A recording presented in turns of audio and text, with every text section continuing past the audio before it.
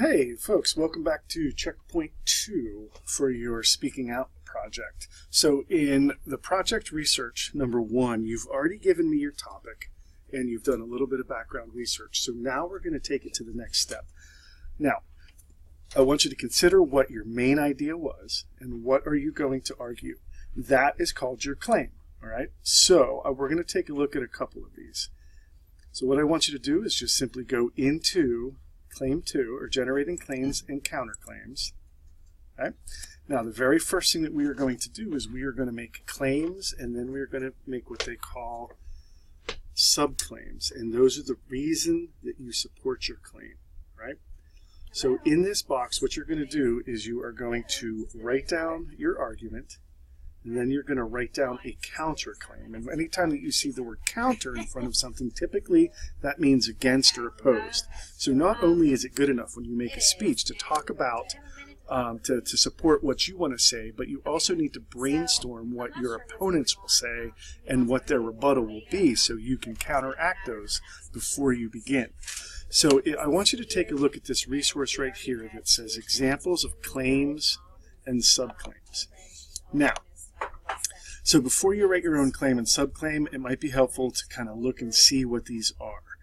Now, if we look right down here, Claim A, this is the sentence that states your argument in a claim. So you need to clearly answer that inquiry question and preview the arguments that you're going to make. So the first one is, our school should reinstate a uniform policy because it will promote student safety and a more focused academic student culture. So this person is for a dress code at school. Everyone wears exactly the same thing. That's the main idea. Now what we need to do is we need to give subclaims.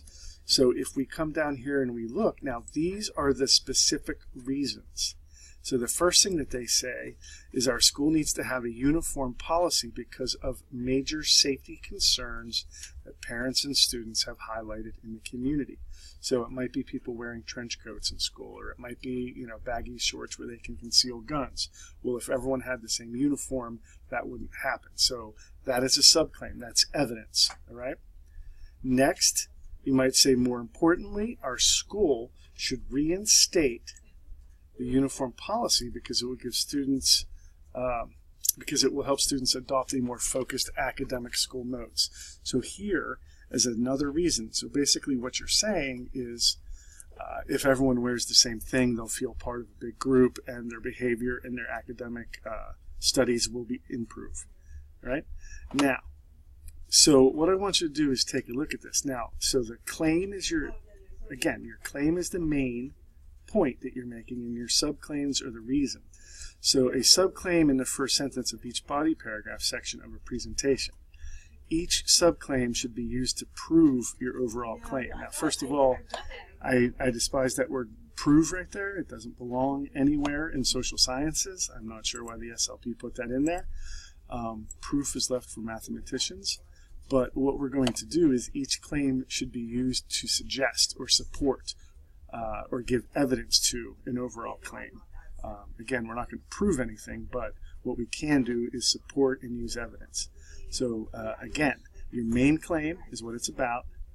Then the second part of this is going to be about your subclaims.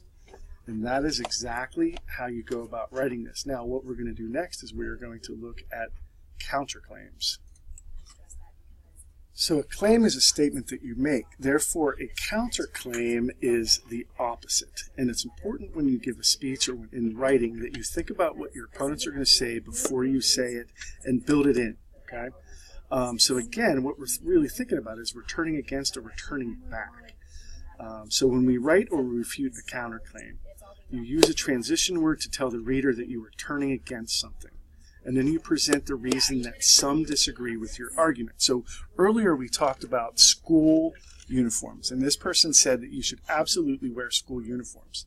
Now, in order to do that, you need to think about why they're saying that they need school uniforms, such as, and they gave support in this essay and said that it would improve overall behavior in academics, and also there's a safety issue. Now, who might be against it? You might be against it. What reasons do you have?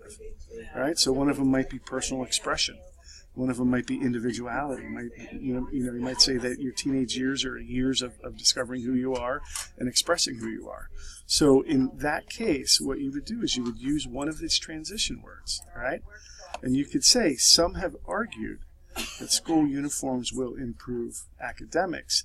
However, we are grossly forgetting the fact that teenagers need to express themselves in an artistic way, and dress is one of those ways, right?